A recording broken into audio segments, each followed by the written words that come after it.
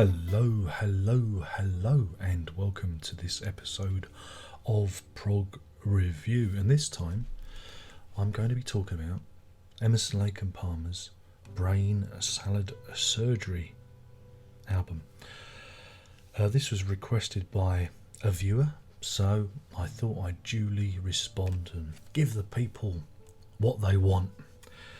Now, I'm not the biggest Emerson, Lake and Palmer fan. I mean, I've got their albums, I've listened to the music. I was a big fan when I was a teenager. I was first getting into prog, and I thought they were, I thought they were really good. But as time's gone on, I've found it hard to find the love for ELP. But I gave the record a spin today, and this is the deluxe edition, which includes three discs. You got the album on the first disc.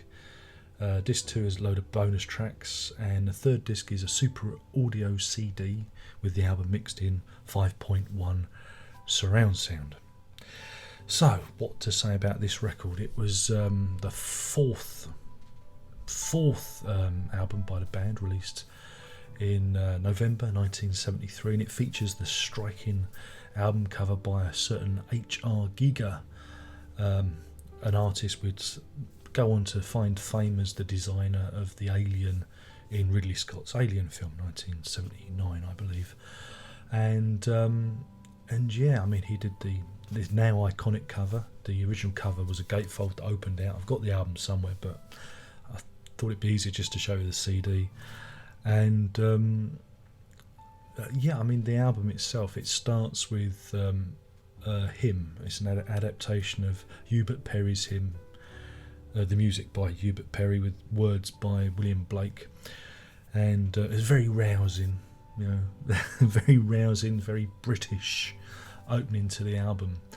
Yeah, I mean, it's a good song. Makes me, makes my English heart beat with pride, etc., etc. But it's not really prog. This is followed by Toccata, which is based on the fourth movement of Albert Ginestero's first piano concerto. I probably said his name wrong, but there you go. Again, the thing with ELP is they love to fuse classical music with jazz, and that's where they kind of did their prog thing, and it goes back to Keith Emerson and what he was doing with the Nice.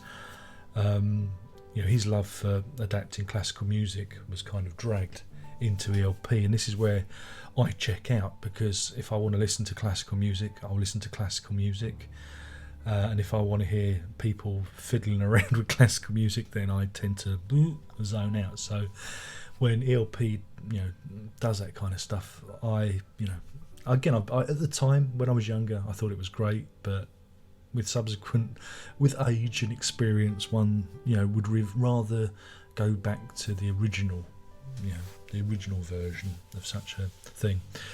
And then that's followed by a ballad by Greg Lake, "Still You Turn Me On." And of course, when Greg Lake sings and when he does his ballads, I pay attention, because I love his tones. Reminds me of his work with King Crimson. And yeah, "Still You Turn Me On" is great, apart from the wah wah guitar bit, which sounds a bit cheesy, but it's still pretty good, and I like it when they do it live on the live album. "Welcome Back My Friends."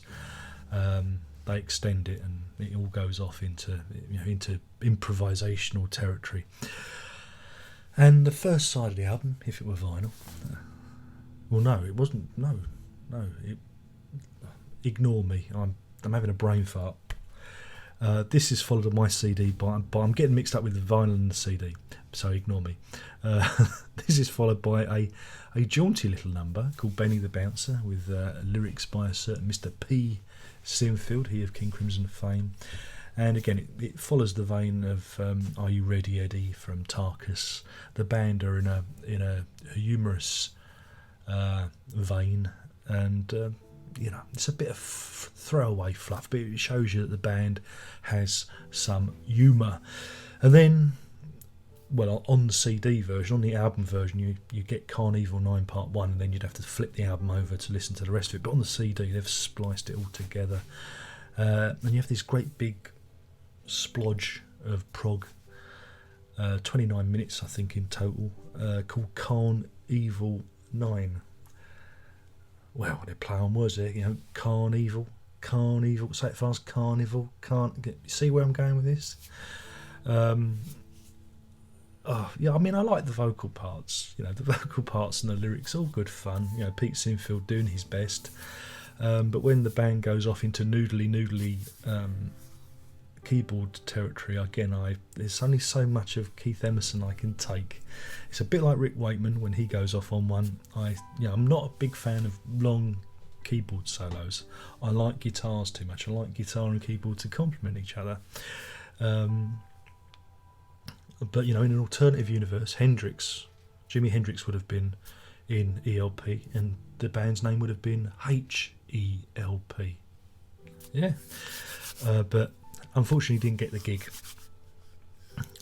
So onto disc 2, we starts off with When the Apple Blossoms Bloom in the Windmills of Your Mind, I'll Be Your Valentine, which was a B-side to Jerusalem, and this is followed up by the title track, which maybe should have been on the album, Brain Salad Surgery, which is taken from a Dr. John song and is a reference to fellatio. I mean, the original title for the album was "Whip Your Skull at Ya" or something, which was suggested by one of the managers, but I ditched that. And then we have an original backing track version of Carnival 9, Third Impression, which you can hear, how the instrumentation's laid out. I mean, it's all very nice. And then we get the first mix of Jerusalem, first mix of Still You Turn Me On, and a first mix of Toccata. And then we get a new 35th anniversary version of Carnival 9 again, which, I mean, to my ears, I didn't really notice much of a difference. But, I'm sure people that are really big fans will, be studying it and, figuring out exactly, why it's a different track. I didn't get it. And then you've got excerpts from Brain Salad Surgery, which was based on a flexi disc which was given out with NME, New Musical Express, back in 1973. Now, my thoughts on the 5.1 surround sound SACD. Yeah, I mean, good mix. My only problem, I'm going to talk in broad strokes here because I want to keep the review concise. My only problem with it is I felt that Greg Lake's vocals were kind of mixed really low. Again, it's a real shame because he's got a real belting voice, and on some of the stuff, especially Jerusalem, he sounded like he was shouting into a bucket. So, but apart from that, it's really good to hear it in surround sound, especially Carnival 9 with a lot of the keyboards swirling around, and it's really good they do a lot of stereo trickery on that track, and it translates well onto the 5.1 version. So yeah, I mean I don't know if this is in print anymore, but this truly is the definitive version of the album, and it sounds really good. I mean, I'm not a real fan of it, but this is the best way to hear it. But I think the big rumour at the moment is Sony Records has got the catalogue to ELP, and they're talking about reissuing them for the umpteenth time, and they're possibly doing 5.1 surround sound of them all, and a certain Mr. Wilson's name may or may not be attached to the project. Well, I'm sure the future will present itself, and we'll find out more details about that when it comes about. So, I mean, this isn't my favourite ELP record. That's probably Tarkus, I believe. But it's one of those records. Again, it's one of those ones you have to check it out. You have to listen to it. It's a classic. It's you've got to kind of recommend it to people because of its place in the prog galaxy. But for me, I like Carnival 9. If it would have been at 29 minutes, it's just that is ELP. It is totally bombastic stuff. And I think a lot of this stuff could have been edited down. And there would have been a better band for it.